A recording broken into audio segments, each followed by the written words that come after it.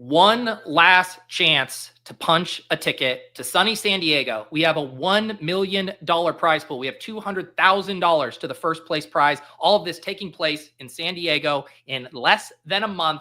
And there's one more qualifier to accomplish this. That qualifier is tonight, 2 seats up for grabs. And we got a panel of guests here on Off and On the Clock today to get you ready for that slate, to give you the tips and tricks you need to take it down. We got Nez, we got Jon, and we got our guest, Mike Zakarian, here to break down this massive Dawg Bowl slate. I'm Pete. Let's do it. Pick'ems.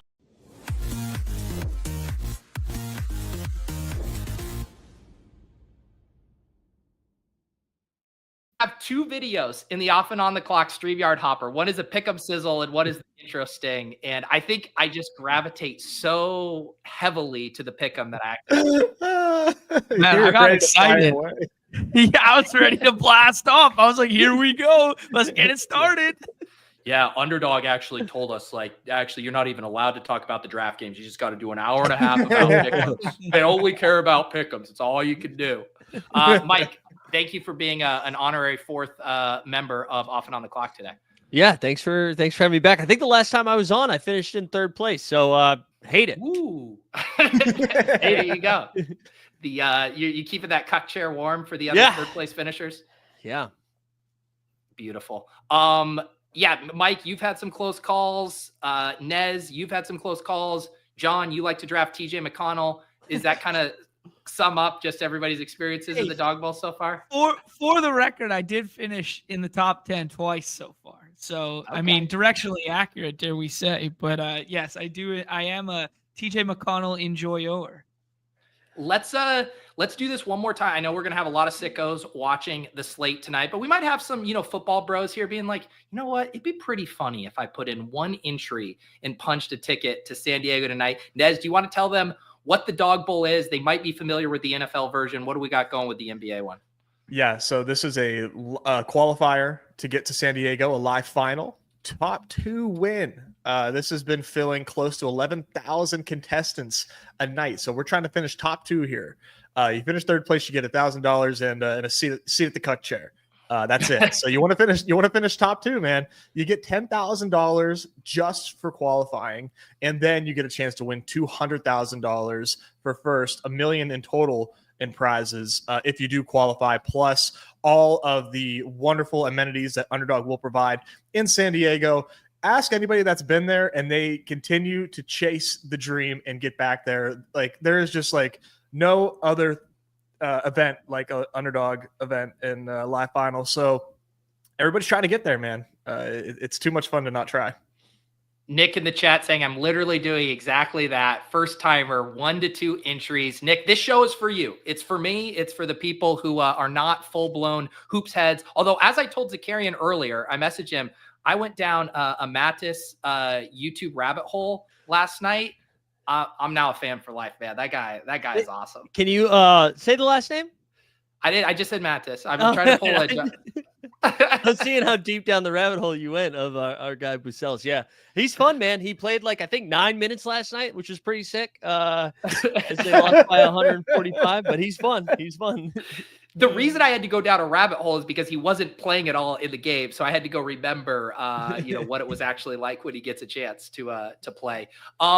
Jon, let the people know about the format of these drafts. Obviously, when we started the qualifiers, there were some 10-person drafts. We're back to the 6-person draft. So if anyone has drafted a flagship BR, hoop slate, or whatever, they are fully familiar with this exact format, correct?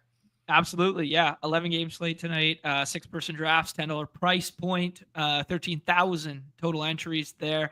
Yeah, it's a beautiful thing. Ease of hoops is that you can just overlap in multiple contests, positionless sport, and just jam away across everything in the lobby. So, yeah, the live final itself will be 10-person drafts. So you're going to have to, if you happen to get there, you're going to have to acquaint yourself with the TJ McConnells of the world and scroll all the way down. But, yeah, for this evening's sake, you only need to know about 38 to 40 basketball players. It also reminds me, Mike, I think I asked this last time, and let me get my my YouTube settings here figured out. There we go. do you adjust your strategy at all for this qualifier relative to how you would play, the hump day hoops and the regular stuff? Is there anything you're doing differently or thinking about differently? I honestly not since it's moved to the 6-man. I don't. It's pretty similar. I think I'm a little bit more comfortable in like a hump day hoops type situation of being like super overweight on a 6-round play than I think I would be for Dawg Bowl. I've been trying to spread it out a little bit more. But that's really it. That's really the only difference. I don't know. Have you guys been approaching it differently? Since it switched to 6-man? Not entirely. No. I'm like way more conscientious on like teammate pairings though. Like if I do Jason Tatum, like no Jaylen Brown. Things like that. But like underdogs, like I've talked about before, I don't mind pairing like underdog teammates together. As far as like a given matchup, but I'm like way more particular about like trying to absolutely hit the nuts as opposed to like, hey, like maybe I can get a $700 lineup, here, like that'd be pretty cool. Very much more focused on that, but otherwise, like I am still trying to draft the best players, as we like to say. This is an NF. Oh, go ahead, John. No, I was just gonna say I think a really good example of that tonight to be cognizant of is the Orlando stuff, like just pairing Franz and Paulo together. Just good point. Yeah. Feels like the not low, to be honest. Like I like both of them in a vacuum this evening, but pairing them together to try and chase like one of two seats this evening, especially the way their ADPs line up, like you could accidentally end up with a bunch of it if you're auto drafting. So the hand builders, that's kind of one pairing I've been fading today. So it's almost equivalent to how we sometimes say it's easy to have stacking brain in NFL, right? Where that last pick, it's like, I got to stack it. And it's like, man, hitting the nuts probably means you're actually not stacking it because it's actually going to lower your ultimate ceiling. Yeah. Although our guy Chandler Blake in the chat just chimes in, guaranteed Paulo plus Franz is going to win now tonight. famous last words. And hey, as a man who's already cashed a seat, he's got one more seat than the four of us combined at this moment in time. Who knows? Mike, one other thing that's have been unique for this slate, although I guess we have trimmed it a little bit, but this is still a really big slate, right? 11-game slate. I mean, for people who played last night, 4-game slate, those dynamics really change things. And I've listened to you guys too on the BadgeBros talk about how it's almost like counterintuitive in that, oh, there's a ton of teams. This means there's all kinds of places you can go in the 6th round, but that can sometimes have the flip side effect of, but there's some really good plays in the 6th round that you don't want to pass up on. So Mike, how are you thinking about, how off the board you're willing to get in the 6th round to have a unique piece versus just trying to jam in as many projected points as possible? Yeah, I don't think I'm going too far off the board today. Zion deciding, that he's maybe not in the best of shape has now opened up like some CJ McCollum, which is a new fun 6th-round pick. Also, like, how is he questionable with conditioning? They have a back-to-back at home. Can they just tell their fucking fans like if he's playing or not? Like I don't understand how that's a questionable. But I've been questionable with conditioning for the last 10 years, Mike. yeah. But you know what, John? You always show up though, and that's why we love you. That's right. True, I do show up. Yeah. But anyways, I don't think I'm going too far off the board. Like I probably, I don't know, 42, 44 guys, something in that range that I've been looking around at. And Bobby Portis is opening his big eyes at me again after just shoving it down my throat the other night. So, but nothing too crazy. Nez, before we get into kind of like slate specific, ADP specific stuff, for the people who are going to put in 1 to 2 entries, do you have any advice? Because obviously if you're going to put in 50 entries, you're going to be mixing and matching a lot of shit. You're going to be trying to build out a portfolio, giving yourself a few different ways to win. But what would you say to that person that's just going to put 2 bullets in there? How should they be thinking about the approach? I would definitely be conscientious of like the pairings that I'm getting with ADP. At some point in the draft, it doesn't have to be immediate. I know we really like to do it like right off the rip, in the 2nd round, take a guy 6 picks ahead, scroll down that way. At some point in the draft, you need to take a player that is not often paired with your current teammates. So basically that's like 6 picks down the board, 4 picks down the board, depending on where you're at. Making sure that you are getting somebody that does not line up with that ADP, so you have some uniqueness on your side and you're pulling that lever, because we're all drafting great players. Like only 36 players get drafted every time. So one of the angles that you can really lean into is having a unique team. And I think that's like the 101 if you are just drafting like one or two teams today. Spoken like a man who leads the hoops leaderboard this year, right there, Wow. Nez. That Wow. that was perfectly articulated, dude. The other thing that I'd add a wrinkle to there would be like doing it with teammates feels really good too. So flipping like Katie and Booker, flipping Paulo and Franz, flipping like something like that, where it's like, they never make it back to the other side of the board. And they're also positively correlated with that guy having a negative output in his ceiling. So like doubling down on that notion, you could do it with Sengun and Almond Thompson. That might be a really uncomfortable one with the Q tag, but you could definitely consider doing that, Just a little 2.5 round flip there. Yeah.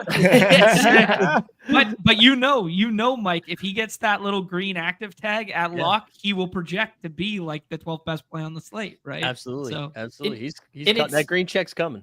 Yeah. Normally the way I think about it, and it's the same for football, right? Like there's generally 3 ways you can do something that's unique. You can flip the board, you can pull someone up, you can reach ahead of ADP. You can take a guy in the 6th round who isn't normally drafted. And then the other way is you get a huge ADP value. Like you can essentially reverse flip the board if you get someone who normally doesn't fall to a specific portion of the draft. So those are generally the 3 ways I'm thinking about it. And in hoops, like the easiest way for me generally to get to one is I always think like it's not a joker slate tonight, but when you have Jokic at 101 and you're like, Jokic, who's likely to be optimal, is going to get paired with the same 2-3 turn guys over and over again. Let me see who's on the opposite side of the board. That would be like pick 18, 19, 20.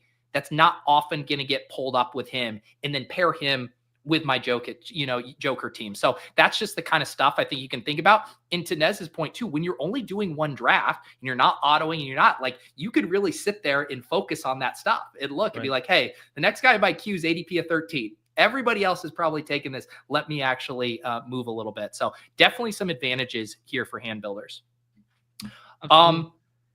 You guys want to talk? Let's talk a little just macro about the slate. I mentioned 11 games. There is no joker on this slate. I'll pull up ADP here in a second, but anything from like a game environment stuff that stands out to you guys tonight here? Can I just have go ahead, John. You start. Yeah, one macro point before we even hit on an isolated game is, back end back-to-backs for every team that played yesterday. Front end back-to-backs for anyone who plays tomorrow as well there. So pushing up to the All-Star break, there's a lot of teams, especially if you see like big spreads, wide spreads, they'll pull guys early. They'll sit guys because they want to get them extended breaks through the All-Star break. So more so on this slate than any other slate this year, I am Windhurst double fingers up with some of these Q tags of what could be happening this evening in terms of stars getting elongated breaks over the All-Star break. Yeah, and that's a good point again for the people who aren't regularly playing. Let them know, because there's kind of waves of news information that we get, right? Teams submitting their first report. Some of them will come out as being game time decisions that literally will probably not get until after lock. How do you guys tend to navigate what we call kind of the Q tag, dynamic on these slates? Yeah, I've just been kind of like spread watching and seeing if what's been moving, and like the Anthony Edwards, I think is a good one. Where although now with the Dame Q tag, I don't know, maybe that shifts it a little bit, but I kind of feel like that's a fake Q tag for Ant-Man, so I've been taking him as early and often as possible. So I guess it's kind of player dependent. I'm at John. You mentioned the Q tags. I'm actually mentioning somebody that doesn't have, or 2 people that don't have Q tags in like the Phoenix situation, and how they're going to approach the back-to-back. And because I agree with you, I think like there's the opportunities to give somebody like KD who missed a couple games, just came back, to like give him rest before the All-Star break. But man, like the way the West is right now, they also can't like afford to punt games. And so I started the morning thinking like, hey, maybe we see like a KD sit or a Book who's been playing like 55 minutes a game recently. But I actually don't. I kind of think they're all going to be good to go. Okay. Yeah, no, I like that. I was flipping the KD and book ADPs earlier.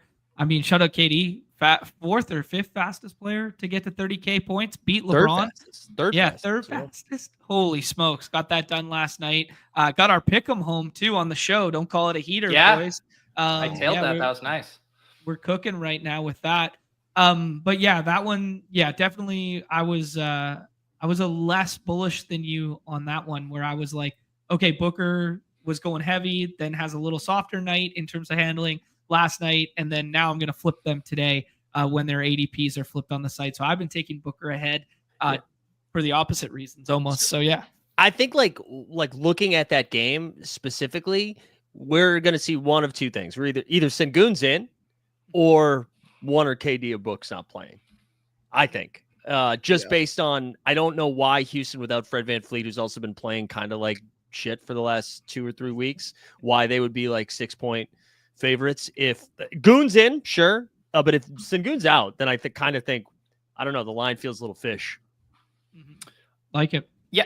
Why don't we start here? I pulled up the ADP for this slate here. I think it might make sense to kind of work in segments here, so we can kind of talk about this top of the board here, maybe these first 9 to 10 ADPs. Nez, we do have the Q tags in here at 7 and 7-3 with Lillard and Edwards.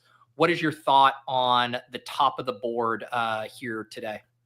It feels pretty solid, except for this Dame ADP right now. This is not Dame's real ADP. Not all these Q tags are created equal. We got this Dame Q tag this morning, so he's falling quite a bit. I will say we had a Dame Q tag off on a back-to-back earlier this week, and he did end up playing. He totally bamboozled us. I did not think that he was going to play, and he did. So this, to me, is very fishy. I do expect him to sit because it came so late. There you go, right? Like, Dame is falling big time. So I actually would lean Dame out, but if you get him at pick 23, man, that's a free roll at that point. Like, the swaps are totally fine at that range. Anthony Edwards, Q tag. He's been like carrying this because he's playing so much basketball and the team is just like fully on his back these days. If Ant plays, dude, I think he's a smash. Like, we are just seeing a whole different Ant Edwards this last month or so. And against Milwaukee, this current iteration of the Milwaukee Bucks right now, I am like licking my chops for Anthony Edwards. And if we get Anthony Edwards active, if we got it right now, Anthony Edwards ready to go today, I would have him 4. Okay. Interesting. Okay. Gotcha. So ahead of Cat, right, Nez? I would have him ahead of Cat if he was fully active today. Gotcha. Pete, one other thing with the top of the board there, you were talking about injury reports and stuff. We're going to get another one in 11 minutes time right now, but the Pacers back end back-to-back still have not submitted. The Knicks, so the aforementioned Cat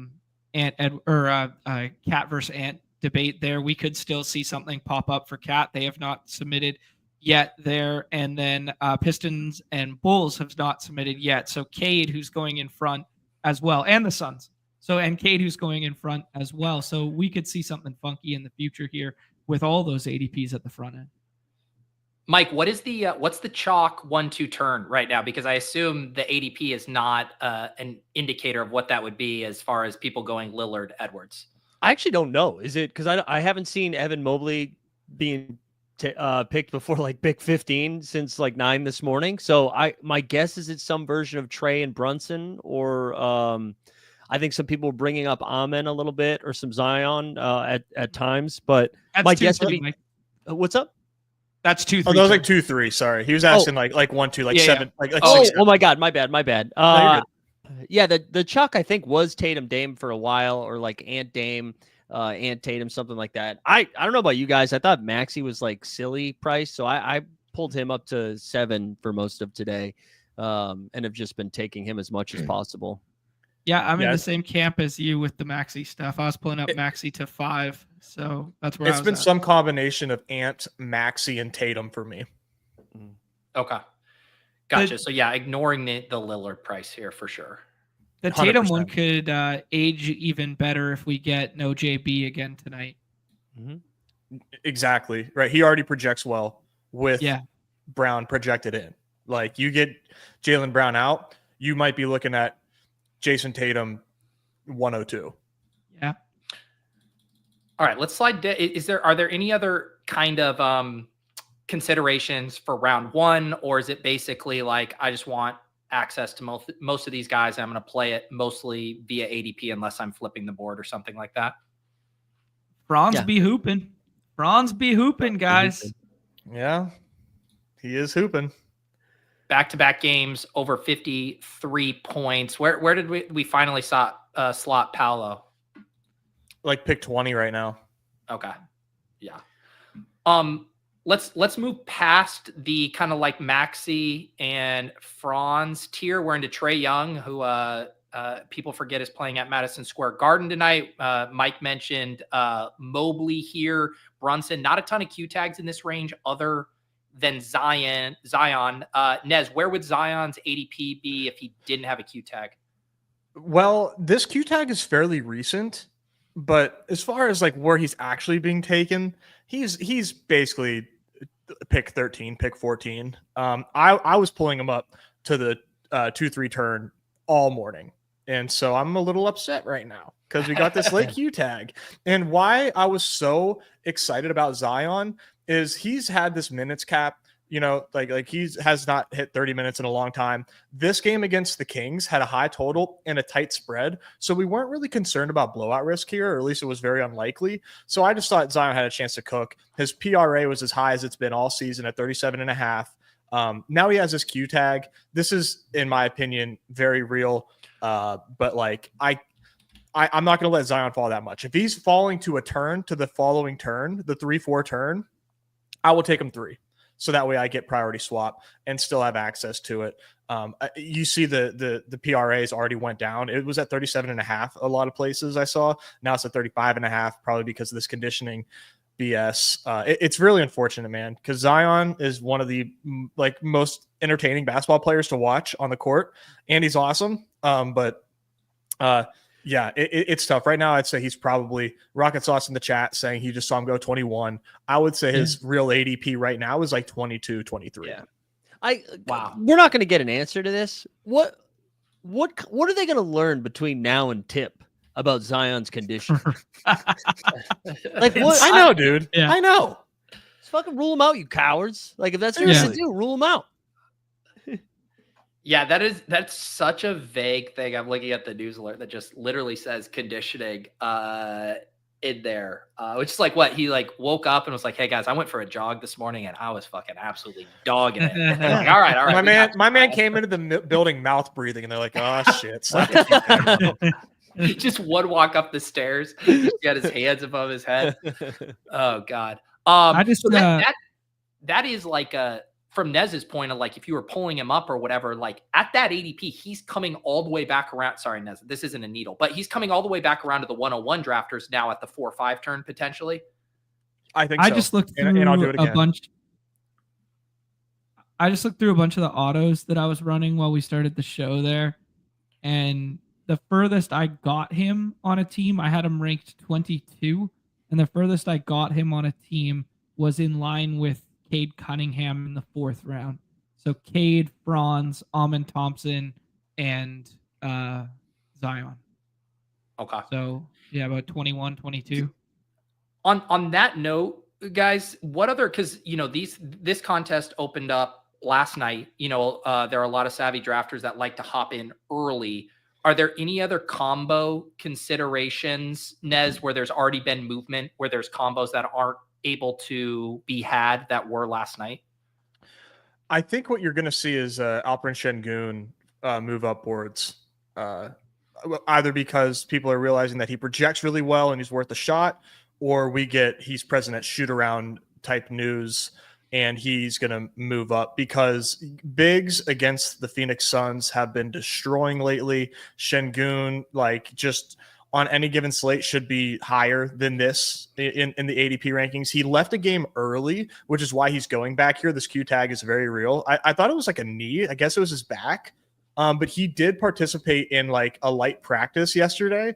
So I'm feeling pretty bullish about this, man. And at this current range, he's available in the 5th round. That's a free roll. If Alperen Şengün plays, I'll do the classic Dawg Bowl thing that I used to do for NFL. He's in the winning lineup. if he's playing. Like Ooh. I feel so strongly about that.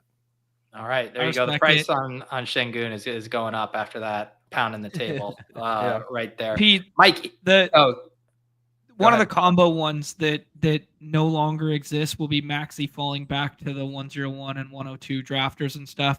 When the Embiid Q tag existed and he was going in the last round, people were hedging a little bit. The combo wise, Maxey was the biggest ADP riser in the second round thus far. So those combos are no longer available. Okay, that's good to know. Mike, anything else in this second, third round range, around the Zion territory in either direction that stands out to you? No, not really. I'm a pretty pro Magic. I just like the spot for them against Charlotte, and I know Paolo's underperformed a little bit the last few weeks, but I'm happy to just be there when he gets right. And then again, I like another slate, another time I'm not drafting Donovan Mitchell. I think that's just kind of evergreen at this point. And then, Godspeed to anyone trying to figure out the Halliburton stuff. I'm just hoping both of those guys are off the board when it's my turn to pick is usually what I'm rooting for. Did you see last night, Mike, Hallie's dad wanting him to drop 68 for his 68th birthday? Yeah. He said, how about 1/5 of that? Or like how about in the next 4 games you get to 68? Yeah. I hope he's had a talk with his father about how unreasonable that request is going to get each year. For he's like that. I mean, can we adjust it to my PRA? Here? Look at me now making PRA jokes after not even knowing what that meant about 2 months ago. Yes, and I know the rules, right? It's never road Hallie. That's a rule. Never ever, especially on a back-to-back. This is the true test, though. It's the Washington Wizards. So, like, dude, I'm taking them today. Dude, I'm taking them today. Come on, I bet they got nice beds in the DC area, right? He's got a Tempur-Pedic out there. You got to take a chance on Hallie against the Wizards, man. You gotta. I mean, this game environment. You don't have to. You don't have to. I have to. I have to. I'm going back to. So I kind of like flip flopped in my hoops drafting era this season. I went from like knowing my matchups. In trusting my matchups and ignoring projections to like, okay, I gotta go projections. I don't know my matchups anymore to like, I'm back to the fucking matchups, baby. And it's the Pacers against the Wizards. Siakam undervalued, Hallie undervalued. I don't care. It's amazing what a W will do for the confidence, to swing the pendulum back the other way, Nez. That's right. I mean, because we trusted the matchups. Just forget projections.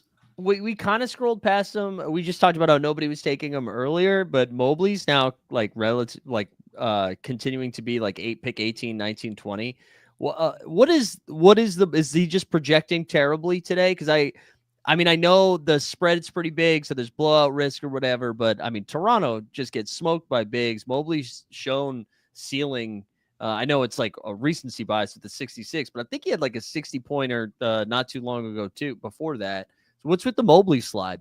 He's had 2 60-pointers in his last 3 games. Pretty good.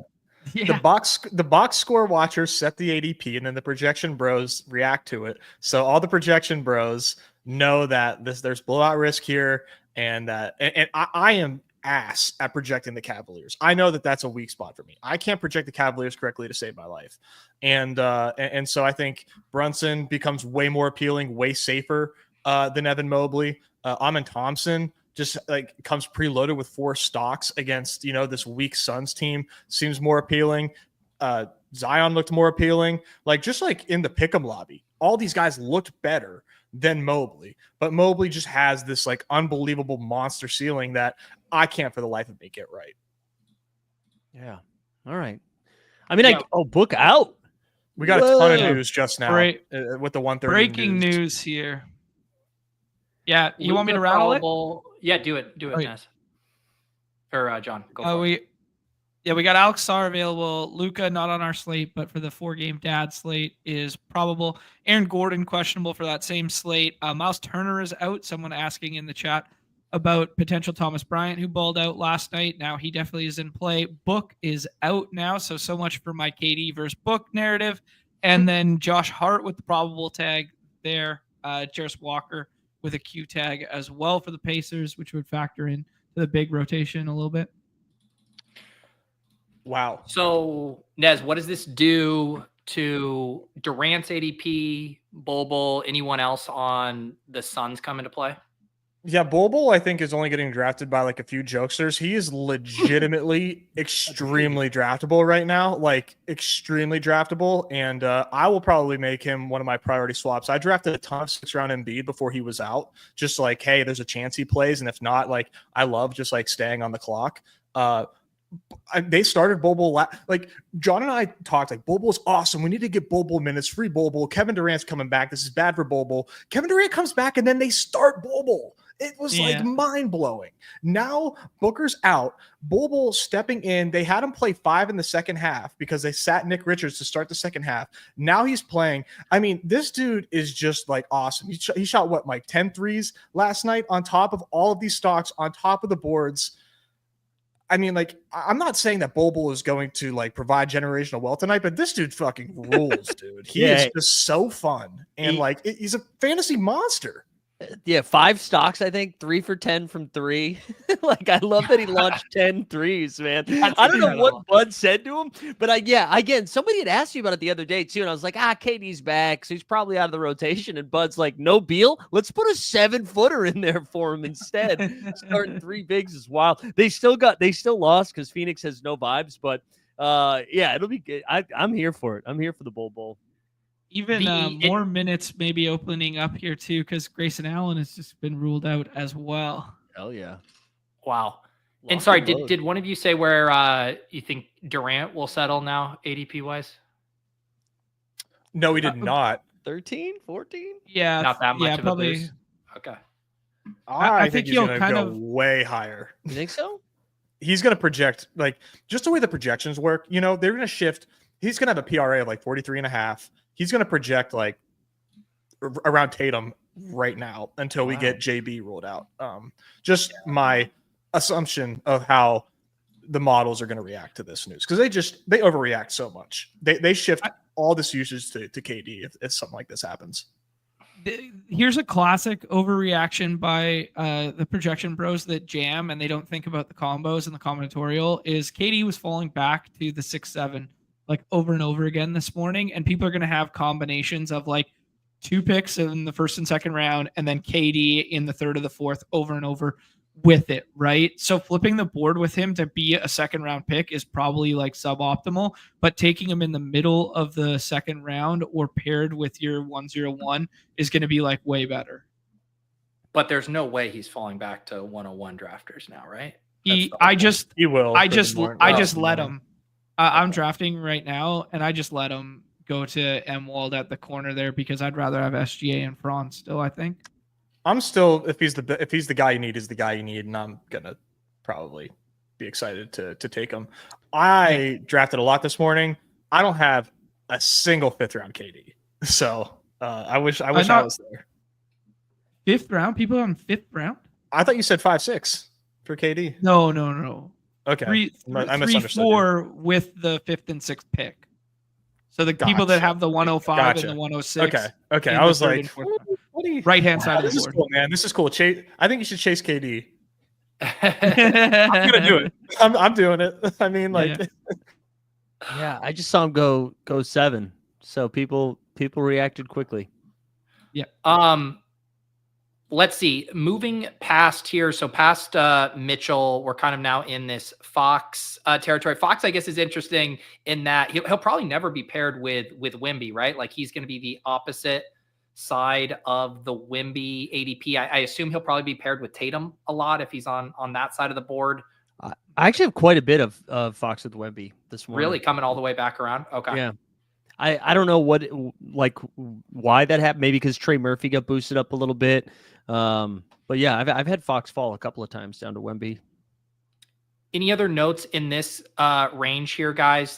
Basically the 20s. I feel like this is always a tough range because you're kind of teetering on those guys who, yes, can they put up the 45 to 50 points and pay off like a second round tag, but they could also perform like the 6th rounders, and you never know how much to load up and how much to diversify in this range. I think Trey Murphy's pretty interesting if you think Zion's going to miss. Sacramento likes to get lit up by, everybody, but 3-point shooters. And so I the same reason that CJ becomes a fun swap and 6th round pick, I think And I think people are scared to bump Trey up a couple of times just because it's like, I mean, bump him up a little bit just because it's not, it's not a Donovan Mitchell. It's not De'Aaron Fox, so it's not, doesn't have the same sexy name recognition. But I think Trey could be a fun one tonight.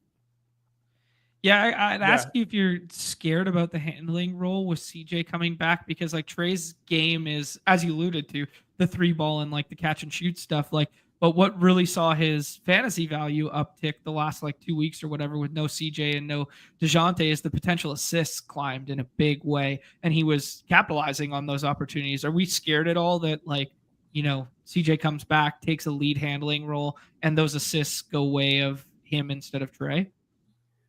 If Zion is out, I'm not. If Zion is in, then I don't like it there. So I think if you're playing Zion out, I think it's fun. But with Zion in, you're right, because then those are the 2 ball handlers, CJ and Zion. Okay, cool. Nez, the people's favorite, Josh Hart. Good price or bad price on Josh Hart today? Great price. Josh Hart, probable. He's going to play. Great matchup against Atlanta. I kind of am really interested. Like Atlanta sort of like revamped themselves. They kind of like rebranded. They made like they had like a strange trade deadline. They got rid of DeAndre Hunter, which was like, a good move. They're not really going anywhere right now with Jalen Johnson hurt. And like Capella just like not playing for them anymore. So they've got like LeVert now. He just played like 32 minutes. I think Atlanta has a chance to be like a really fun spot. They always have been, right? But even now more so. Like I think that they sort of shored up their ability to provide good fantasy environments. Obviously, it wasn't their goal, but it's how I look at it. So Josh Hart, man, a triple double watch every single night. He's the heart and soul of this team, dude. Like Cat and Brunson may come and go. Josh Hart's always going to be there for 40. Yeah, he has been very consistent. Mike, you're the zinger whisperer. Is it a zinger night? Jaylen Brown what's his price? What are we doing with these Celtics? I don't really love them. I think Tatum I like. I think if you're like Nez said earlier, if you're playing Tatum out, or if Tatum's not, I'm not playing him out. I'm sorry. If you don't have Tatum on a lineup, I do like the 6-round shot of Jaylen Brown. And if he's not, and whatever, there's some fun swaps there. I have been off of Porzingis today for the most part. I have him like in the 6th round, and so he's not fallen a ton. I don't know. I just don't love it. Do you guys feel differently with the old Zanger? I'm never in on Porzingis. Like he's been killing me. I was in on him earlier, and then I backed off, and now he's like, oh yeah, by the way, I'm playing 30 minutes a game, and I'm putting up like 50 fantasy points a game. This is a great spot. So I'm nervous about the fade. But I am also fading him because like I want so much Şengün. Like I want Şengün over Zinger. So I'm doing that, and that's leading me to very little Zinger in my lineups. Interesting that you said it's a great spot going up against like Wemby, just because of like the pace here. Yeah, the pace. Right. It's I'm not really overly DVP. I'm not overly DVP build. Okay, cool. Yo, I got a John narrative of the night right here. You ready for this one? Brunson gets all the quick ones last night. 5 fouls there. Only plays like 20 some odd minutes. It's Brunson foam finger night at the Garden versus Trey, who we know has disrespected the Garden before. And we're rolling in with Miles McBride, Q-Tag, coupled with OG's not going to play before the All-Star break. They almost said so the other day. So that's my Brunson bull case there. I was going to be pretty light. Sorry, I was going to be pretty light on Brunson tonight, but now with some of the Zion stuff, I might have a little bit more. I kind of am Dyson Daniels pilled a little bit, and since Daniels has entered the starting lineup, the Brunson ceiling has kind of come down a little bit in those matchups. I know in the most recent game, I think he dropped 34, but didn't do too much else in that game. And then I think it was 2 or 3 other times Daniels kind of bottled him up a little bit. But I do like the idea, like the fact that they're on a back-to-back and he played like 9 minutes last night or whatever it was because of the foul trouble. I do like that, so I don't want to full fade it. Again, especially now with probably no Zion, I'm going to have more Brunson. John, I think it is worth, like, I just want to offer a counterpoint to your narrative, your Brunson narrative. Because as far as, fan appreciation gifts, wasn't it Beef Stew the other night on his bobblehead night didn't even play that game? So I just want to say there's very little correlation between having yourself on a piece of merch, correlating with a good game. Factually correct. So we kind of talked about the Şengün stuff. Sounds like that's an awesome Q tag to vacuum up. As far as like this territory now, if we're going ADP of like 30 to say like 34.6, these are your 6th rounders, your guys that are probably still getting drafted a decent bit, right? Probably like 50 to 80% of the time. Which of these guys in the 6th round, stand out to you guys as good picks? Well, I'm ready to be hurt by Bobby Portis again. So I'll be going back to some Bobby after he destroyed, I believe, the last Dawg Bowl slate. But that's one that I've been going to. Yeah, I've been doing that one as well. I mean, the leverage play off of it is if you want to go back to that Kyle Kuzma and they bring Bobby off the bench yet again for whatever reason. So, maybe there's something there. But yeah, I mean, this is kind of like I have a kind of a line in the sand after Şengün and J-Dub where I just kind of scroll after that, and I'll start mixing and matching. The best projecting plays will be, it's interesting to note that Vooch has a probable tag right now, which is, whatever, but he just got hit with a designation. But yeah, after Vooch and Bam will like kind of project the best. Then you'll have this huge clump of no one knows what the fuck to do with the Kings guys, and people just be mixing and matching them over and over, and all go just elsewhere to get like some leverage. Yeah, I think for me, I've been mixing in. It's a big spread. It's a little scary. Mixing in some hero with the Q tag. His pick'ems look really, really nice. So I'm willing to take some, some hero ball today, and if he doesn't play, get some swaps. I think this is an interesting one because it's front end back to back, and he flew to meet the team this morning. So like the fact that why would you make the flight to there instead of just playing tomorrow if you're not going to play basketball this evening, right? Well, OKC is the halfway point to San Francisco, so maybe he's just getting a head start for All-Star Weekend, the popular hub of OKC International. Yeah. Yeah, you flying through OKC on your way to San Fran, Mike? No, I'm not.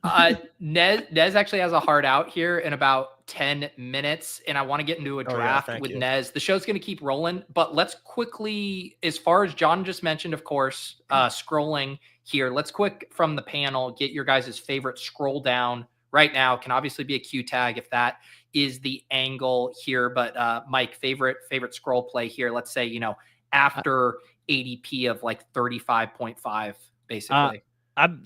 I'm now, it's Bowl now. I mean, it has to, with no Booker, right? It has to be Bowl. I assume he's going to quickly venture into drafted in every single draft territory, as if that's not already happened. I'm saying like half of them right now. I know. I'm just calling you out for cheating. The spirit of this was to get a John. I need a guy who's going to be drafted at less than 25% of drafts. All right, oh God, this fucking does 7 basketball drafts, and he's like, "Oh, this is weird. Scroll down." I mean, you just give me the biggest steam candidate on the entire slate for your sleeper. All right, here we go. Here's one for you. Let's do DeRozan. Is DeRozan going all the time? What's his ADP? He's the highest of the 3 Kings of the ones that are non. All right, then Monk. What I'm learning is Mike has never scrolled down in his life. It's just play the best plays for Mike Zakarian. I already had been Bowl. No, you guys go. Let John. You want to have your mind blown? Okay, here we go. John, what do you got? If you want leverage off the Ant stuff, Jaden McDaniels isn't crazy. Okay. Been playing a shit ton of minutes, and if Ant can't go this evening, they're nationally televised tomorrow versus OKC.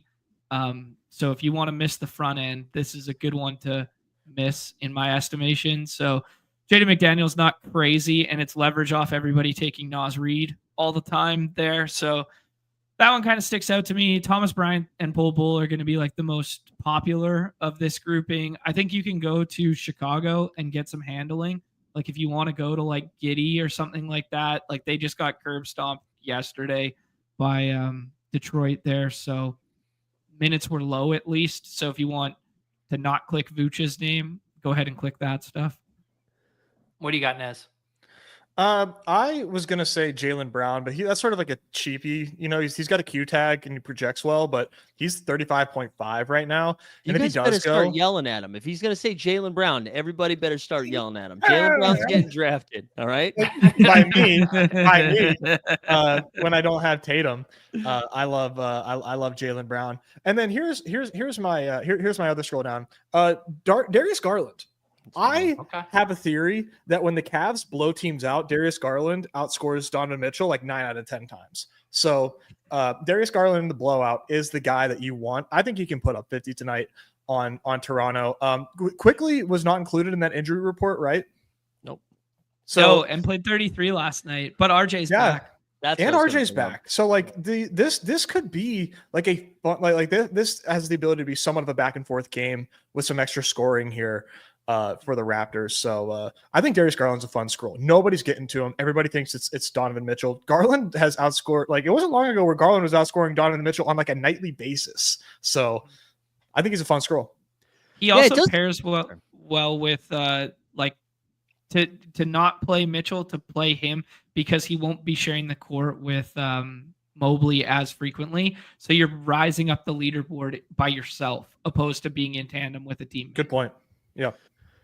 This is probably wrong, but I always gravitate towards whoever of the Cavs is the cheapest. Like I feel like they're all the same all the time, and I just give me the cheapest one. I feel the same Allen about the Kings also right now. 35.4. I was just going to ask the Kings because I was looking at projections, and Levine and Monk also looked like they could qualify. No, thank you, Jared. Zach LaVine. I'm going to wait till we see Zach LaVine do it for the Kings, because right now he's clearly like their fourth piece right now. He's still trying to fit in. Yeah. He needs LeBron to tell him to fit out. That's right. That's right. I guess not having 5 turnovers would also probably help your fantasy score a little bit there. Box score connoisseur. All right, let's do a draft here before I have to say goodbye to Nez, John, Mike, and myself. Will still be hanging out. We can draft some more teams, get into some more strategy here. Influencer 102 for us here in this draft. So can I ask, with the KD stuff, are you taking KD ahead of Tatum? I think he's going to eventually go ahead of Tatum. Are you taking him over Tatum? No. Are you taking him over Maxey? No. Okay, but it's probably right there, like over Sabonis. Yeah. Yeah. Because I have Maxey over Sabonis. Same. It just depends on what Dink and Leone tell everybody to do. Because if their updates come out and they're gonna have KD like top 8, people are gonna do that. We're going to need to update this joke. Dink going on paternity leave. I guess he's still going to be working behind the scenes, but he's going to be taking some time off here. So I liked when you called Leone like our favorite Italian nerd. We got to call these like the spicy projections or something. Leone also has nothing to do with these projections. I know. Shadowy fingers. I know. Sushi. Okay, we are on the clock. Can you make a case for anything other than Shea, or is he the number 2 with a bullet? Okay. You can, but Shea is an MVP candidate, so I think you just take Shea. But you can make a case for Cade over Shea. Okay. I was looking yesterday at the MVP market. What do you think his odds are on one of the redacted books for MVP right now? Shea? Plus 175. I would say plus 200. He was minus 600 at one of the spots I was looking. It's a dumb book. Is this your North Dakota book, John? No, it wasn't. I promise it wasn't a North Dakota book. It was probably Canada only book where they were like, yo, these Canadian fools, they're going to slam SGA. Steak. John's favorite bit is he's like, you guys won't believe this odd I saw. This odds I saw. And then it's just he loves it. It's his bookie down on the corner of the street. Who hadn't even said a line yet. That just like made it up. It's actually just the highest finishing Canadian vote getter. It's either him or Wiggins. Yeah, Oh, he's man. third. Minus 650 is crazy. I mean, like Denver, what? they're definitely going to be the 1 seed, but Denver's. I mean, Yo, Jokic all right. is crazy. Trey shit. Murphy triple just double. went at pick Oh, 10. fucking hell. Who was it? Franz, Trey, Brunson, I love Franz. KD. I like KD. Franz. Or you want to do KD? You want to pull him If up? KD's there, yeah, let's live with Do it, KD. you I do didn't- it on the left side of the board, not the right side of the board. So KD makes sense here. All right. There you go. There's KD. I didn't realize KD was still on the board. Yeah, you fix your ranks, dude. Where do you got KD right now? I don't have any rings, dude. I'm fucking raw dogging this. Bare bones, baby. All right. Lillard, Brunson, Amen, Zion, Scotty. Amen. Yeah. Just watching John's face. John, who did you want there? The foam finger night, baby. He's Oh, gonna yeah, put that's it right. on. He's gonna call for a switch every side, high side screen, switch onto Trey, and then just cook his ass over and over again. Do we need to tag Numi to get an O tag on Booker? That's not even his job. Okay. He told us that's somebody else. All right, everybody Ooh. tag Leone. Yeah. The O tag. Tag Rodman. Just tag him. Hey guys, can we talk about two players? One that's falling and one that I think's mispriced. Yeah.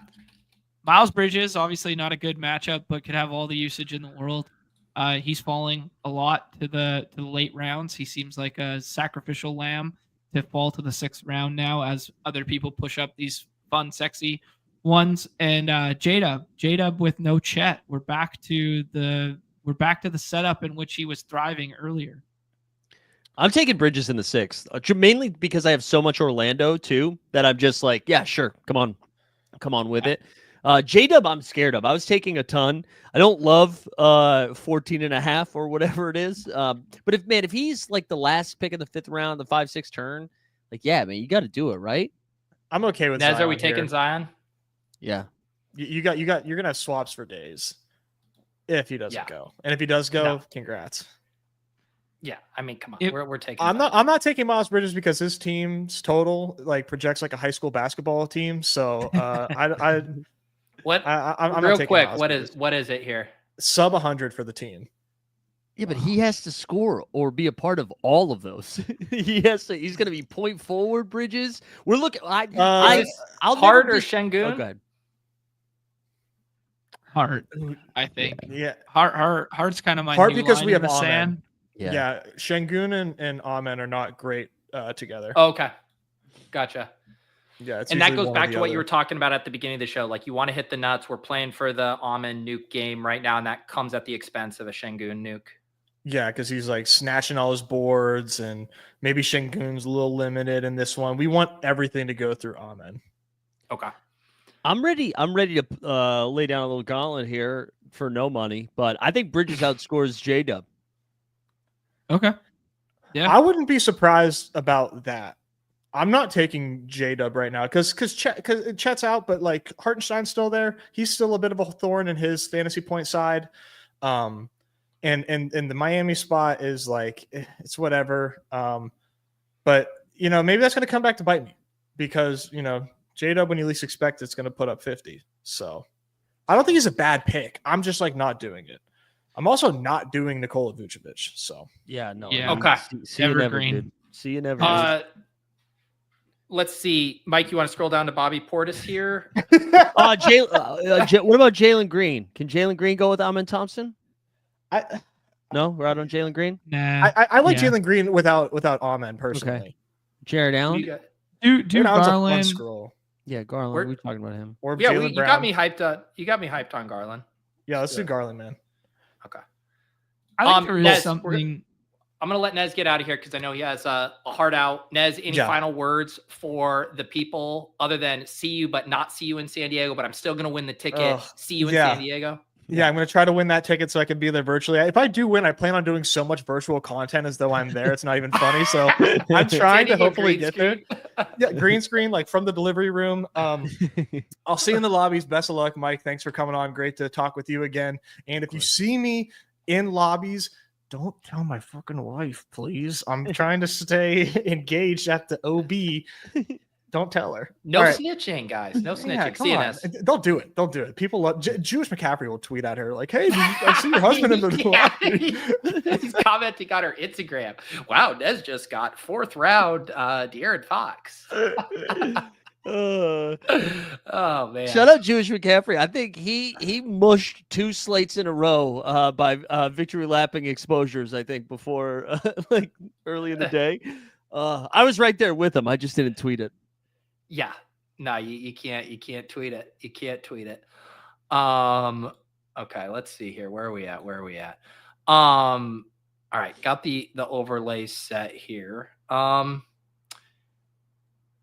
see. What do you guys want to do? We can do more drafts. We could head to the Pick'em lobby to look at some stuff. We could look at some of the unabated stuff. John, I don't know. What do you think? Let's rip a draft or two, and I will mess around with the Pick'em tool behind closed doors for a half second here and see if I can gear something up for the next segment. Yeah, let's do a couple drafts, see if we can get them from a few different slots here to talk through. Mike, how many DB entries, target entries are we looking at for this slate? So I've been pretty good. Oh, I'm in this one. What? I'm in this conflict of interest. I'll auto it. No, yeah, no. John and I are gonna battle you to the death.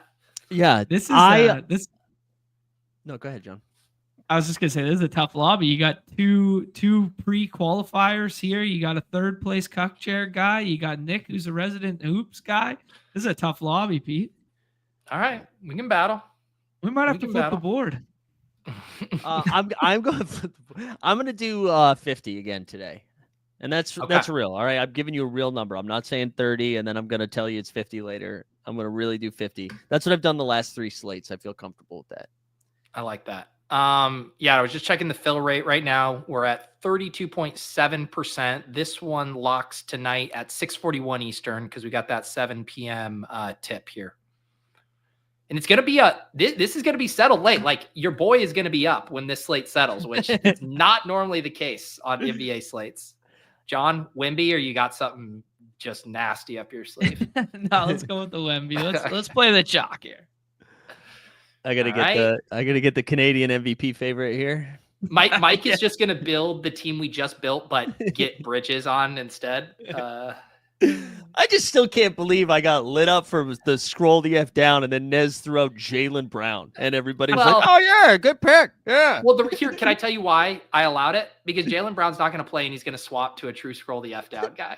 You know what? Well, then be a man and click that guy. All right. Don't. But I need my optionality.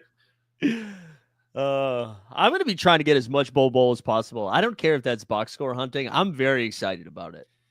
No one's saying it's box score hunting. We're just saying it's no longer I'll scroll the F down. Yeah, the bowl is out of the box.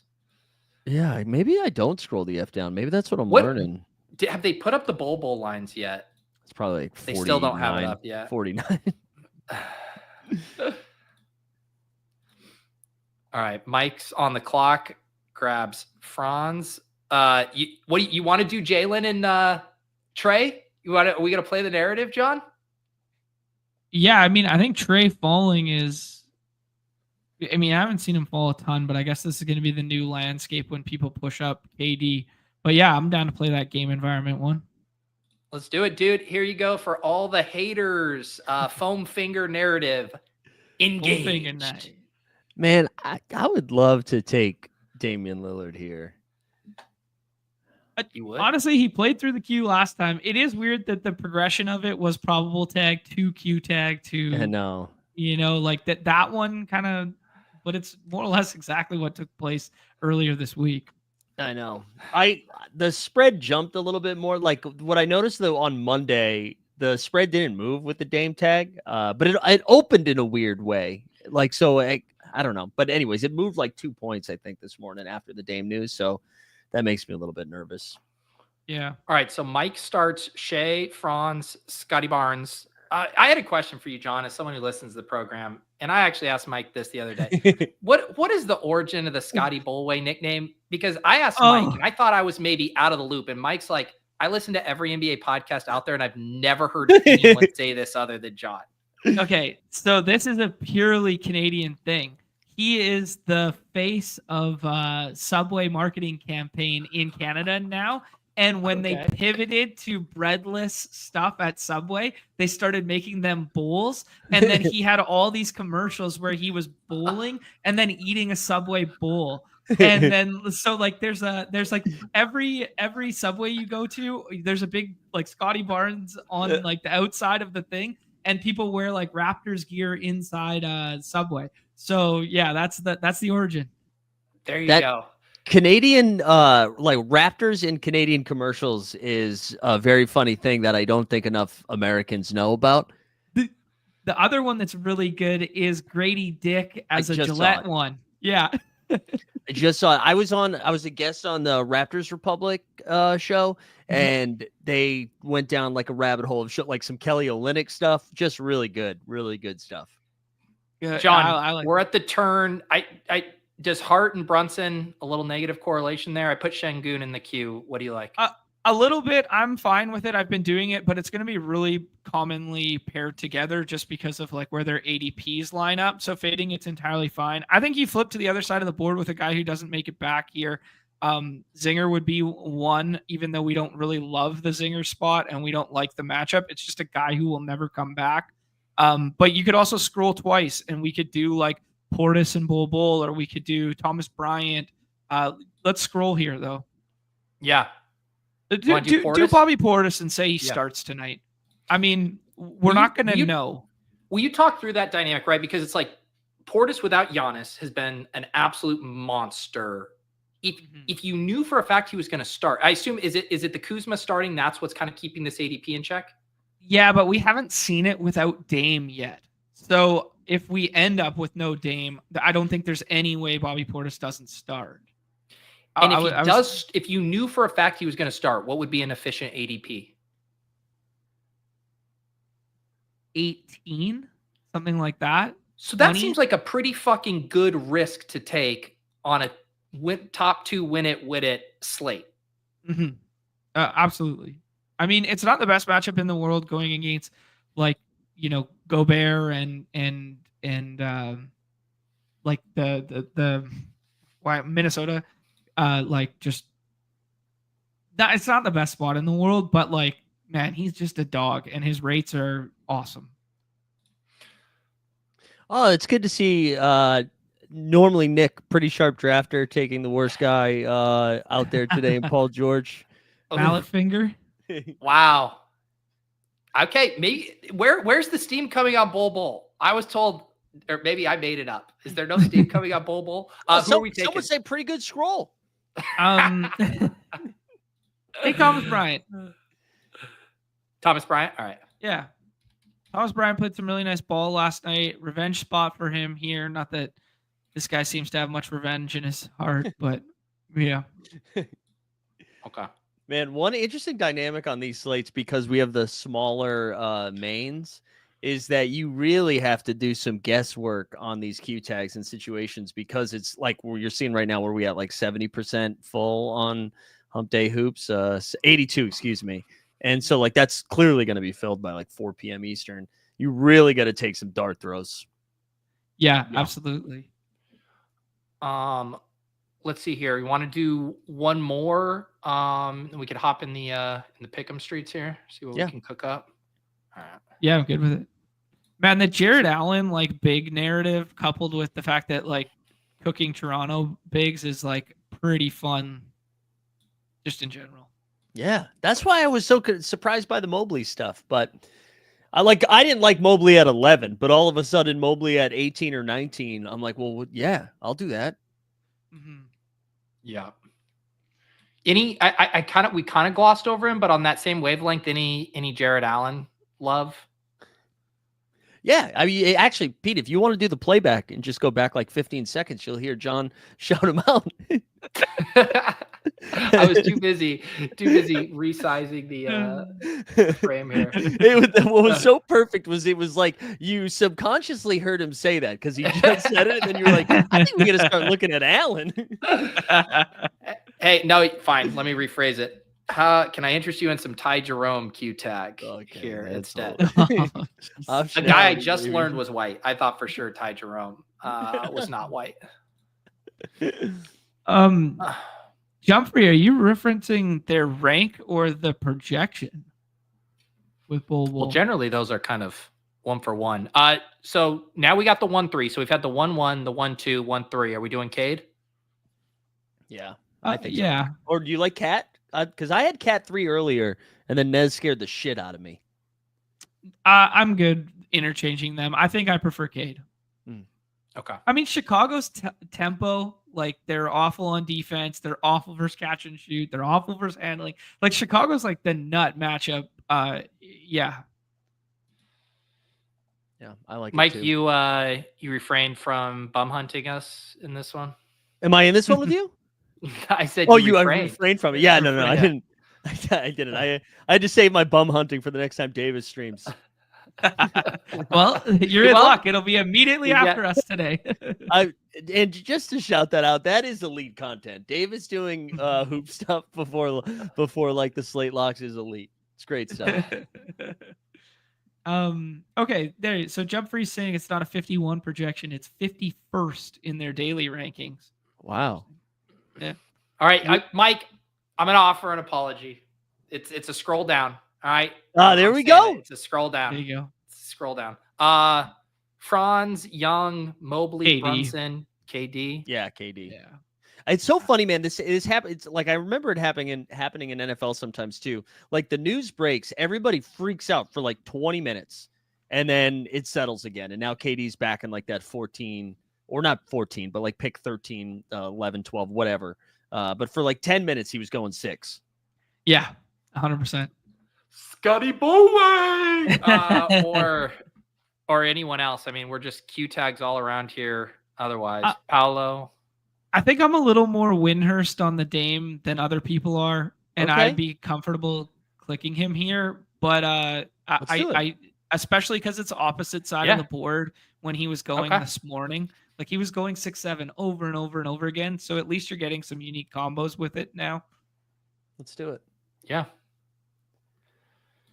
Adam mentioned Giddey.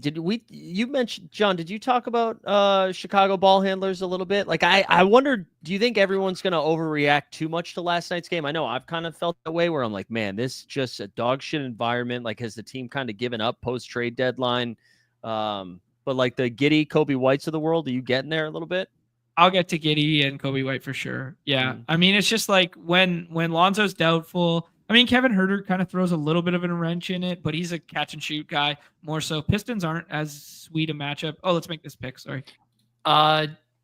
Mike, you said you like Paolo. Yeah, I love Paolo tonight.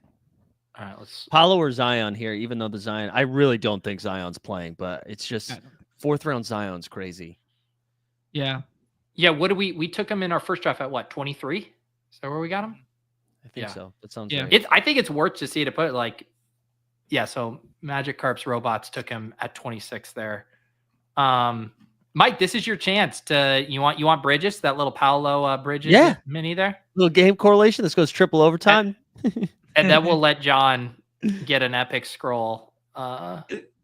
I think the rebounding rate boosts up a little bit for Bridges too. Like obviously no Mark Dub, and like we're dealing with Diabate's Q tag after getting hit in the face and then balling out after. So I do think the little uptick in the rebounding rate too, even if this is a slower paced, low scoring environment. This is definitely reactionary, but Super Bowl Sunday, I watched that Charlotte. Who did they play? Was it not Philly? It was some Charlotte game, and Detroit maybe. And the game got out of hand, and like it was over. And Bridges was still playing garbage time and went nuts in the last like 2 minutes. And I'm like, all right, he's gonna do everything. Yeah.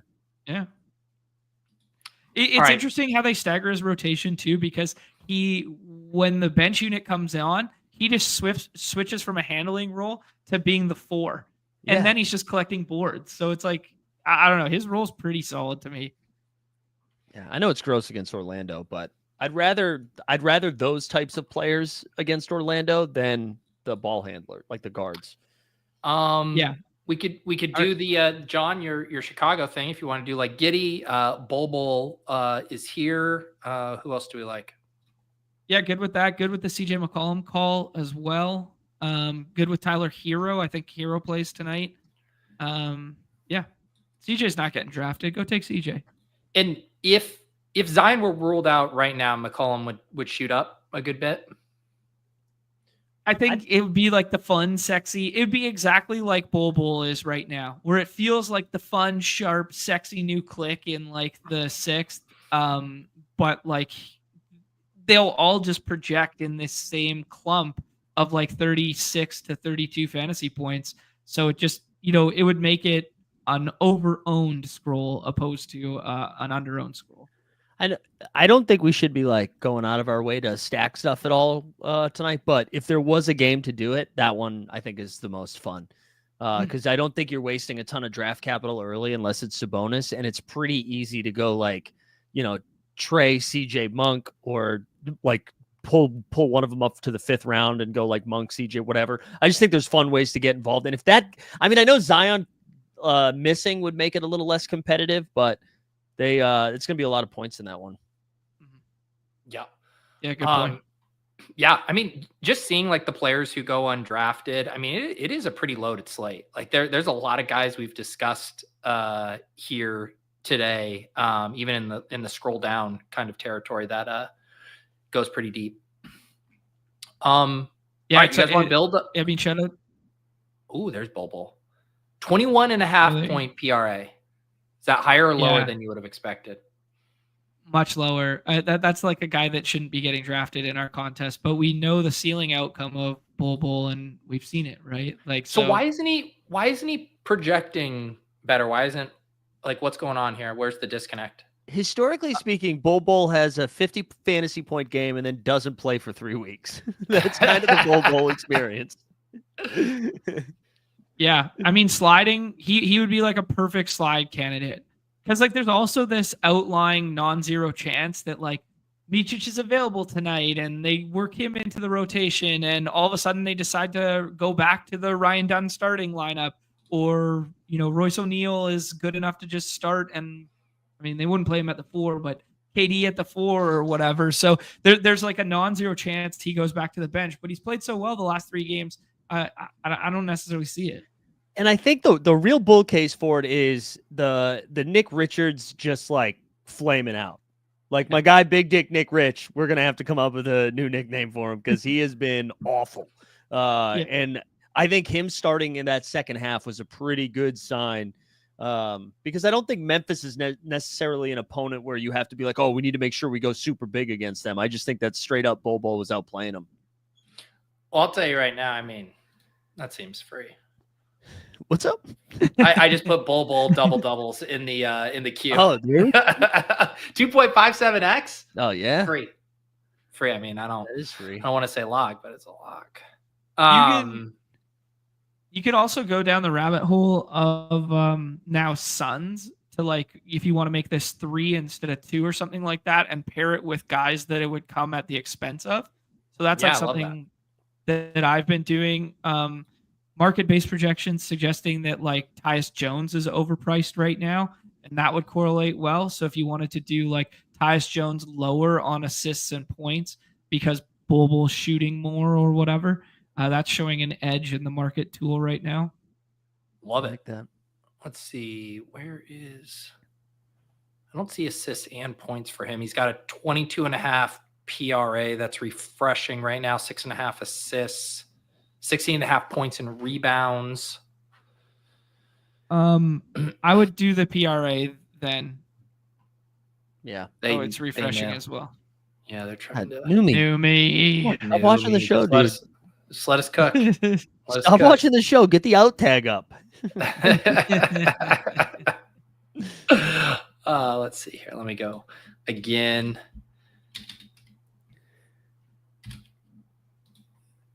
see. Yeah, they pulled it. They knew. There. Oh, there's your points and assists, John. Oh, there we go. 20.5. Yeah. Oh, they juiced it on us. Okay. Well, it still correlates well if we get a little boost for that. And then I would suggest getting ahead of the Zion thing. If we're all team Zion sits and they're giving us some, CJ, or they're giving us Trey Murphy, I'd flirt something like that. What do I you like like that. on CJ or Trey? They're both pretty similar for points PRA. If they're similar, I'd prefer Trey. Yeah, feels a little bit safer. Yeah. Yeah, because man, you think about the ADP discrepancy between those guys, right? Yeah. I mean, they're like neck and neck. There is also Nez talks about it a lot because he uses the Pick'em lobby as a guiding tool even more so than I do in the drafts. There is definitely tendencies that you can pick up on where they know that the market's going to be frothy to try and get ahead, so they just stagger both of them too high and then they drop down once you get the news and stuff like that. But this one doesn't seem outlandish in any regard. Yeah, fantasy points 39.75, 33.5 PRA, and then McCollum's 32.5 PRA and 35.25 fantasy points. To me, that like CJ's a very strong 6th-round pick. If his PRA is like neck and neck with Trey Murphy right now. Absolutely. I'm with EZ too in the chat. I was just gonna mention the PJ stuff. I think if he goes, he's gonna have to play a ton of minutes, and he's literally their only big right now. So I think I really like that. Do we want to lock this one in? Keep it at like a 14. Keep it simple here. Yeah, let's lock that one in here, and then we can do a late slate one with the PJ one, because PJ wasn't a guy that had come across my mind yet because he's not on our slate, right? So right. Yeah, PJ's pretty smart. I do like the Vooch lower stuff. Yep. It's just kind of evergreen. Yeah, I tailed. Yeah, Easy had put one of these in the Discords last night. That was Mattis higher, Vooch lower, and then of course, the Vooch did his part, and then they pulled the starters, and Mattis didn't get there. So we can build that out. Just points with him, or do you do something else? Let me check. I like points usually with him. You can also go by way of blocks, but it's a little sketchier. Reduce it a little so it's not 14.5. Yeah, I'd be cool with that. Yeah, I like a little that. push up. Yeah. Just take Vooch lower on the PRA or fantasy points. Yeah. PRA or fantasy points, good with either. What's the fantasy points number? Is it 38? 36.85. I think I slightly prefer PRA then. Yeah. Man, he's been such dog shit. Yeah, I think he really wanted to get traded, and then He sure did. Yeah, and then they just didn't want to trade him. I don't know, for whatever reason. I think they should have traded him. But yeah, and then what we want to do the Washington on this one, or did you want to keep this isolated to the main slate? No. Let's do the PJ Washington with this, because that one's it'll be a good little late night hammer to it. I got one more. What was the angle? What was the angle on PJ? PRA, I think. PRA was the one that I liked the most. Okay. I think that's what Easy said, right? Yeah, PRA. Yeah. Or rebounds. The other two, the other spot I feel like we should talk just a second for pick'ems is Utah and the Lakers. And I think like figuring out either like John Collins points or maybe some Walker Kessler points and rebounds or something like that. I know Kessler kind of needed to get bailed out there in the fourth quarter in a game that was over to like hit that double-double or whatever. But I still think the Lakers are just going to get cooked by fives, big 4s and 5s. We absolutely need to build a Luka one. They say that if you put something in a thumbnail, you got to pay it off for the viewer. And this, man, I didn't even see this coming, because I asked John, I think on Monday, I was like, is Luka safe for an off and on the clock thumbnail, wondering about his status because he hadn't been ruled in yet for Monday. And John was like, if he plays Monday, he'll play Wednesday. I didn't even think that Mr. Numi would fucking axe him from the slate. Wow. Render my thumbnail useless. So we have to build a Luka. Have to. I'm good with it. He's got Sorry, Q tag. What are the angles opposite that you liked? Either The John Collins points, maybe. I think it's at set, maybe like juice it to 19.5. Uh-huh. Nice. And then I was either Kessler boards, but I don't think you need to force Kessler. I just wanted to attack one of those two guys. Kessler, man, you're getting juice lower on double doubles. He's been such a machine there. Wow. What are the boards at? Like 11.5? Yes, 11.5, and that's juice lower too. Make it. Yeah, that's crazy. What's the juice if we get him to 20? What if we get a big beef night? Gets 20 boards. Okay. Oh my god, they won't even let us. They'll let us take it to 18 for a 5.63. See, this is normally my role. You know, with the football stuff, it's like looking at Devontae Smith's 50.5, and I'm like, why don't we take this thing up to 100? You know, like what? A lot of people in the chat talking about Klingon too, right there without Ayton tonight. Yeah, that could be a fun one. Yeah. And they already ruled out Time Lord. No, I was gonna say like just a rotationary piece. Scoot as well. Okay. Well, yeah. Let me Is see. it Scoot as well? Yeah, they're without DeAndre, Scoot, and Matisse Thybulle, but they also have Q tags on Jeremy Grant and Time Lord. And Chris Murray, who sometimes factors in to that 4 rotation. I like that Klingon one. Yeah. Which one? Points or something else? Probably boards or PRA. Yeah, points and rebounds, whatever. Yeah. Is there an even multiplier on points and rebounds? Man, no. Everything's at 0.89 with this fucker. We're paying the tax right now. The chat loves Collier too. Collier, big dimes. He got me a dime slider over the weekend, so I'm forever indebted to Collier. Chat saying the double-double, though, is a 2x. Can we get a double-double out of this guy? Absolutely. In the box. Yo, absolutely. Let it rip. Yeah. Okay. Dude, let's build the true sicko one and do Klingon and Delano Banton together. Yeah. And just start Come again? Come again? Delano Banton. How do you spell that? You had it? Money. He spelled money. They're not even going to give it to you. Am I spelling that right? Banton? Yeah. Yep. I don't see him. Yeah. I do not see him. Hang on. We have to put something with Luka. Oh, yeah, that's right. Oh, yeah. Unders? Because what was it? It was the other night I did unabated, shouted out his under 3-pointers. And I believe it was the same one, under 3.5. What breakdown? What do you think the minute situation is going to be? Because he played 23 minutes in his debut. Yeah, they cooked too, so they were up a lot, so they could take the foot off the gas. But I don't know. I think they run it back tonight. Like I was big, like they play national TV. If he's not ready, he would just sit out to the All-Star break. But the fact that he played last game makes me think he plays again tonight.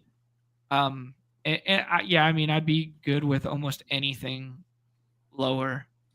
Yeah, because I think he probably plays 28 minutes, right? And he could definitely get there in 28 minutes. He's awesome, but I don't imagine Utah keeps this close, even though this one's in Utah, I think.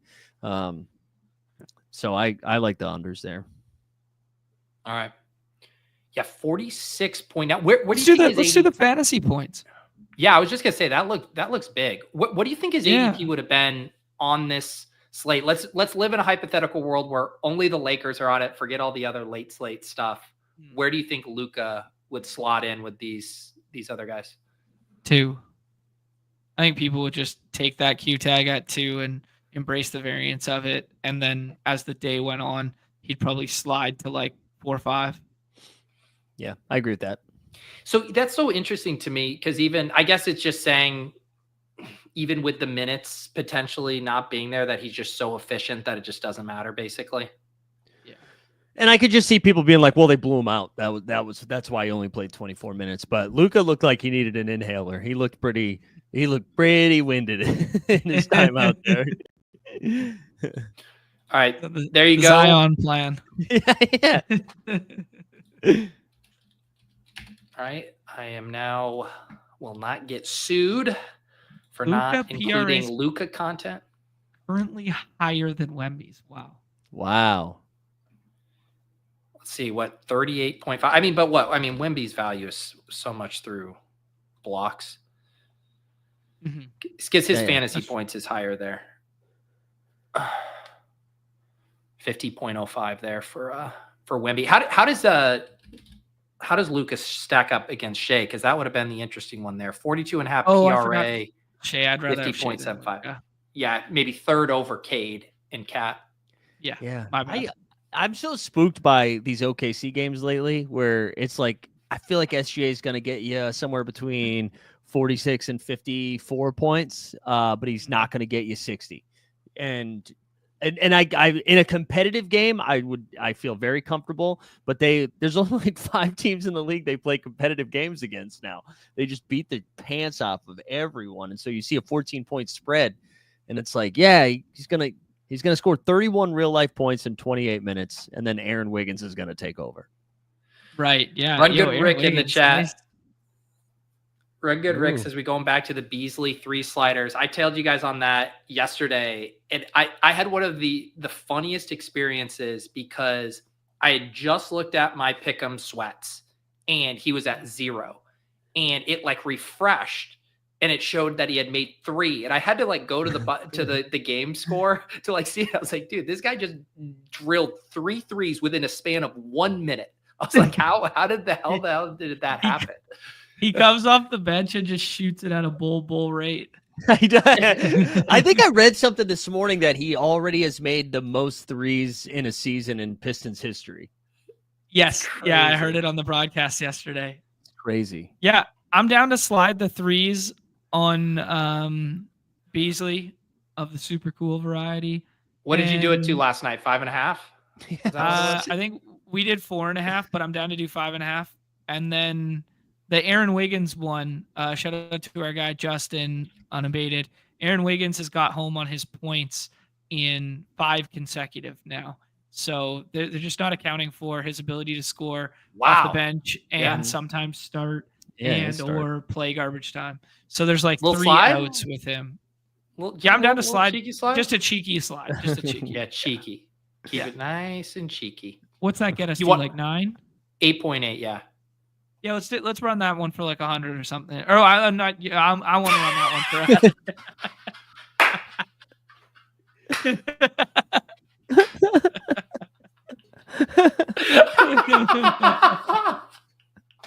I get unit shamed of my street. The confidence interval. I was like, yeah, here we go.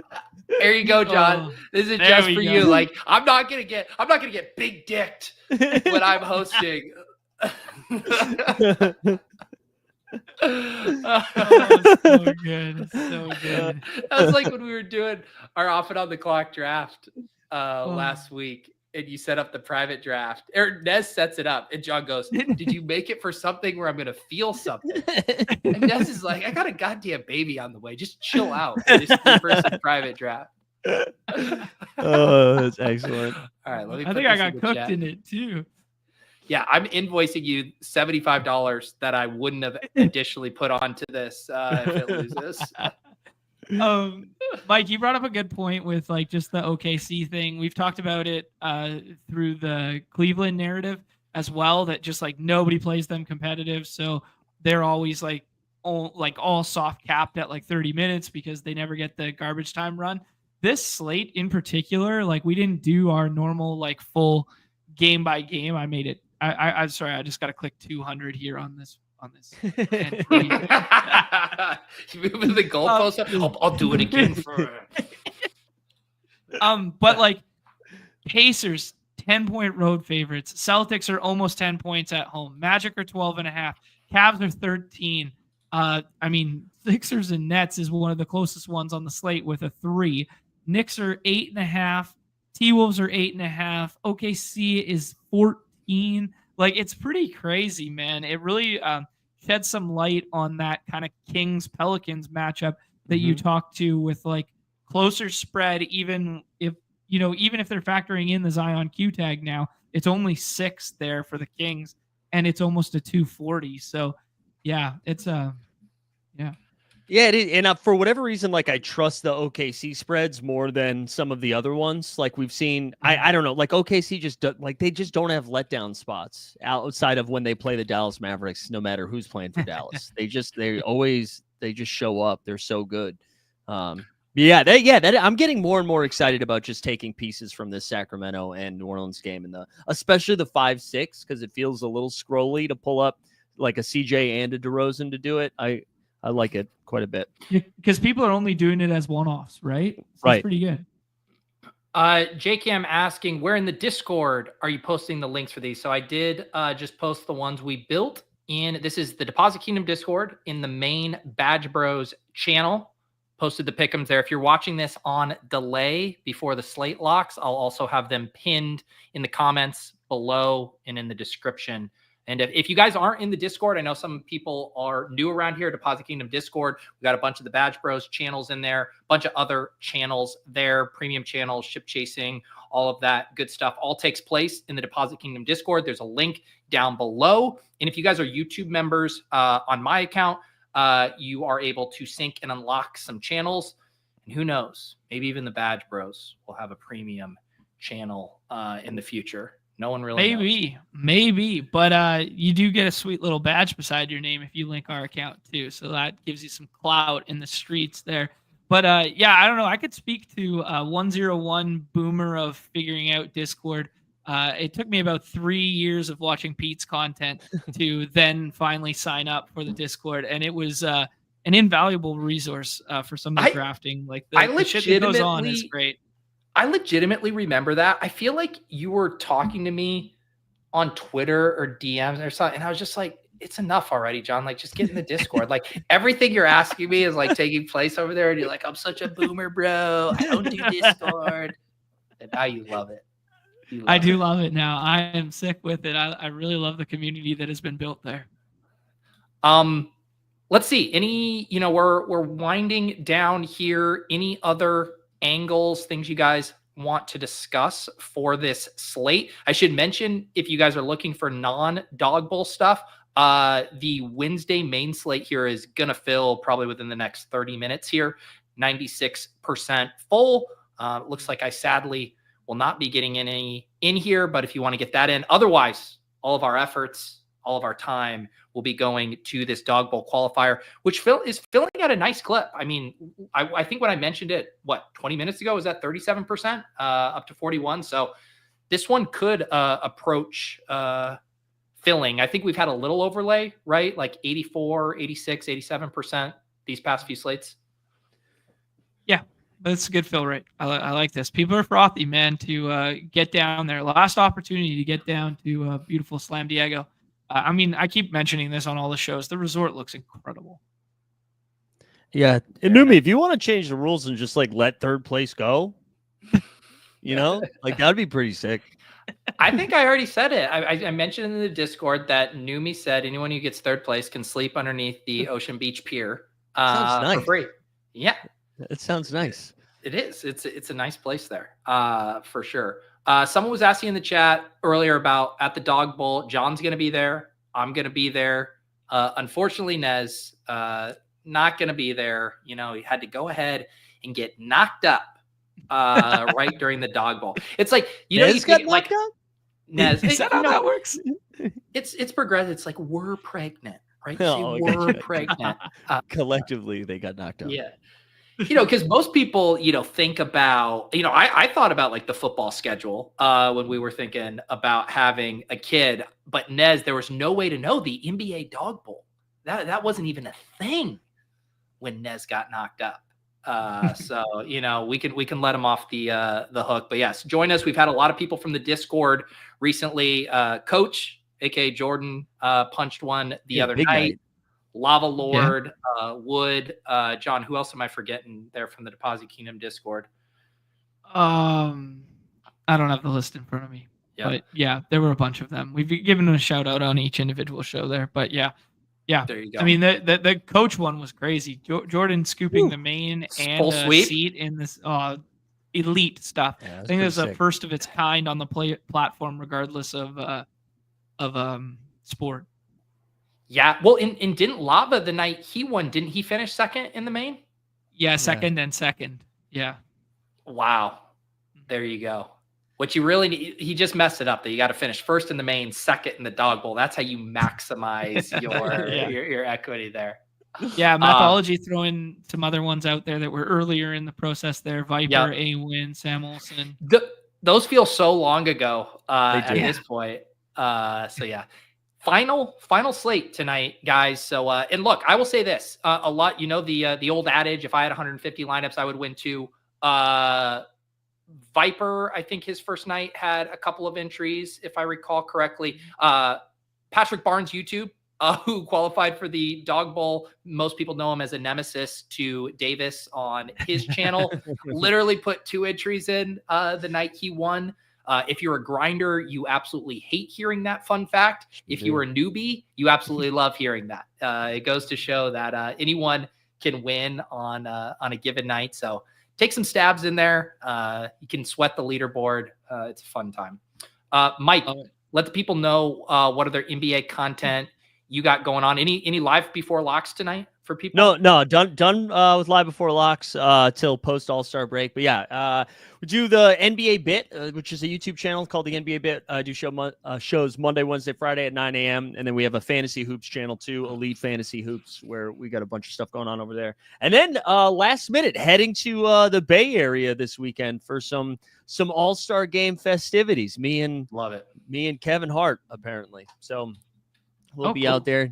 Did you guys see that? Tom Brady told me it's going to be hard to spot him when he's out there. Oh, yeah, dude. And he's like, well, he did make fun of my wife getting railed, so I had to get him back. You sure got him, Tom. Yeah. It's like, whoops, dude. I don't think so, man. Yeah. Yes. Excited. Are you going to have, you going to be shooting a bunch of content when you're out there? Yeah. Doing some stuff, some solo stuff for myself, and then some So Rare stuff as well. But I'm going on a little boat cruise with Boogie Cousins, a little sightseeing boat cruise with DeMarcus Cousins. So that's he came up. Really? That's awesome. Yeah. He randomly came up yesterday on our paywall stream there. We went down the Boogie Cousins rabbit hole. The ACL, right? You were saying that's why we think no one can come back from ACL tears. Right. Yeah. Achilles. Right? Achilles. Yeah. Achilles. That's Achilles. Yeah. John, let the people know if for some reason they're not familiar with the work of the Badge Bros, if they want to get slate breakdowns similar to this, even more in depth on a day-to-day basis. What is your guys' schedule? Yeah, we've been doing, as the name suggests, Underdog Daily. And if there's a slate, we will break it down for you guys, sometimes behind the coveted paywall there. But the pick'ems alone over the last 3 days have surely taken care of those memberships for the next 10 years at the $5 price point. But yeah, we run 2 p.m. Eastern every single day, break down the hoop slate. I think tomorrow we're going to do some big board stuff. That one is not going to be paywalled. And then Friday, I'm away for this weekend, and Nez is going to do a solo one for that slate, and then probably a no strip Nez for the Dinger as well. But I know he's got some personal stuff going on. So at least 2 more shows this week, and then we will be back next. Yeah.